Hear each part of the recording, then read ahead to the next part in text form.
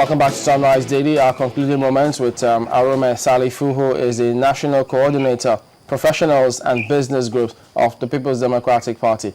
Well, let's get back to this, some of the issues raised just after the handover of PHCN to successor companies.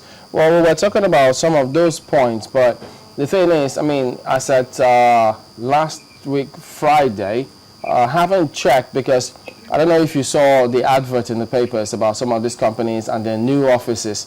Now, you've got people who have gone to those offices, the addresses that was put on, advertised by them. As of last week, I mean, these offices were still under lock and key. And then you have there's a vacuum. People want information. For instance, now today, it's been announced that there will be 400 megawatts drop in power generation, and there'll be blackout from today up to Saturday. So, you know, people keep asking. It looks as though it's still a little hazy out there. How do you see us or the companies that have taken over now navigating their way out of all of this so that people will not be apprehensive at all?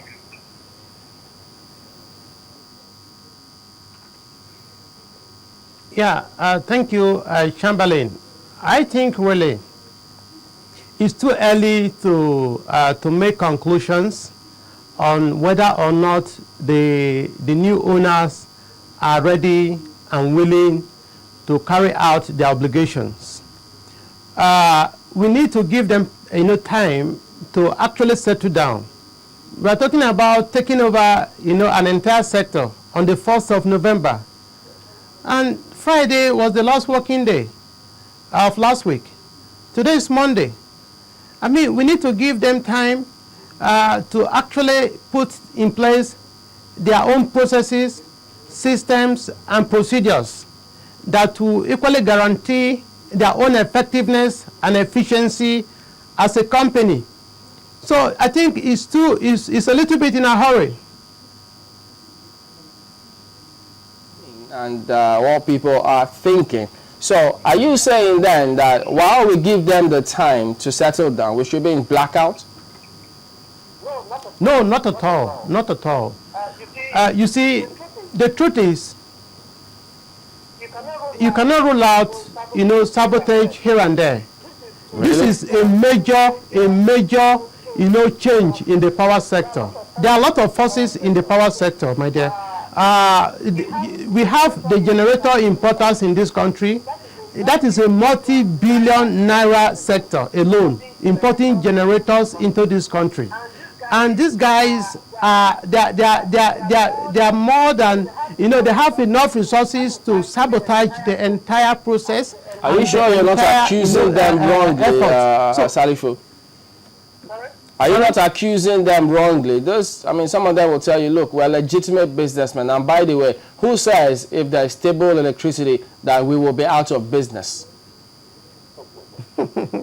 You see, this is not news. This is not news. Neither is it new to us. The truth is, this scenario is obvious before all of us as Nigerians. The reason why the power sector reform has not been able to work over the years is because of the activities of these generator importers. Really? There's no getting about that. I thought if truly we had steady power or stable power supply, well, naturally, the generator importers will just go out of business, isn't it? Yes, that naturally.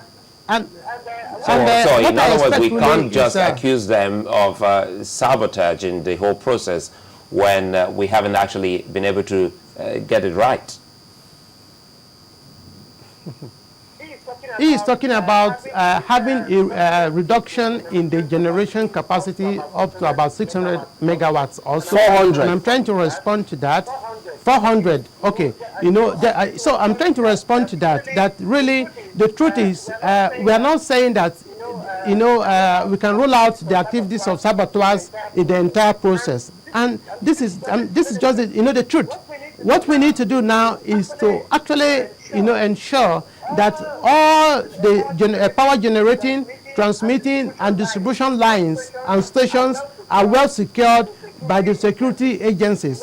The security agencies ought to be overhauled to actually pay more attention to some of these infrastructures, so that at the end of it all, we'll not just have this effort put in place, and yet some few disgruntled elements actually sabotage the entire effort. It's not sabotage, it's maintenance work going on. So I was just trying to find out, look, how do we get to that stage where while they're maintaining, say, a certain gas plant, the country doesn't stay in darkness for a week or more. So it wasn't sabotage, the reason they gave. That's just yeah, yes, I understand that. I understand that. Even while the maintenance activities are equally going on, you cannot equally rule out the activities of saboteurs. We know very well that the maintenance activities are purely routine activities that come up once in a while, and so it's not something that we should be restless about. It's done all over the world. In the US, in the UK, routine maintenance are often carried out, and the customers are always pre-informed that this is what is about to happen, so that they don't mistake it for something else. Mr. Salifo, and I think just a moment concerning, if I may cut in there, do you think that the new owners should be more out there? I mean, they should make their presence more felt to the Nigerian public, because a host of people are wondering, who are these new owners? How can we begin to relate with them? They cannot wait to actually lay their complaints at their table. Okay, the new owners are not spirits. They are corporate organizations, and they have actually taken over the existing offices of PHCN. So if you actually want to get across to these people, I think the first place to go to is the existing offices of Power Holding Company of Nigeria.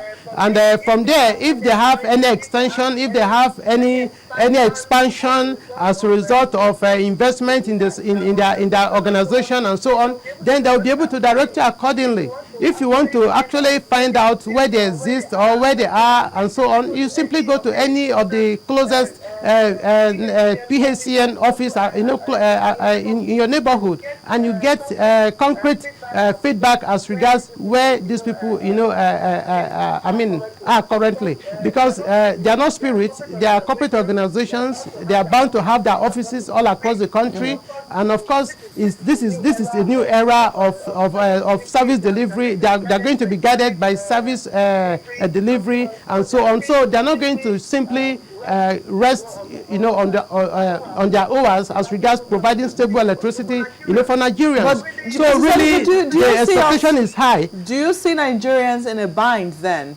I mean, because right now you're saying we should go to the PHCN offices, and the workers there are not certain if the new owners are going to keep them.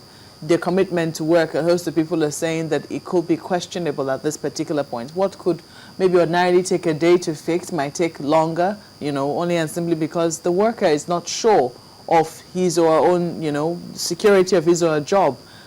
Don't you see the Nigerian who's going to be getting service from this particular source in a bind? Yeah, the truth is this. Processes and procedures have been put in place to guarantee smooth transition, transition from the public sector ownership to the private sector ownership of the entire PHCN. The PHCN that we used to know is no longer in existence. It has been unbundled. And the truth is this. The fact that the PHCN has been unbundled does not mean that the staff, that used to be in those offices will fizzle out, automatically. No, there's going to be a transition period, when the key staff of these offices are going to probably hand over to the new incoming staff, and even some of the old staff are going to be retained.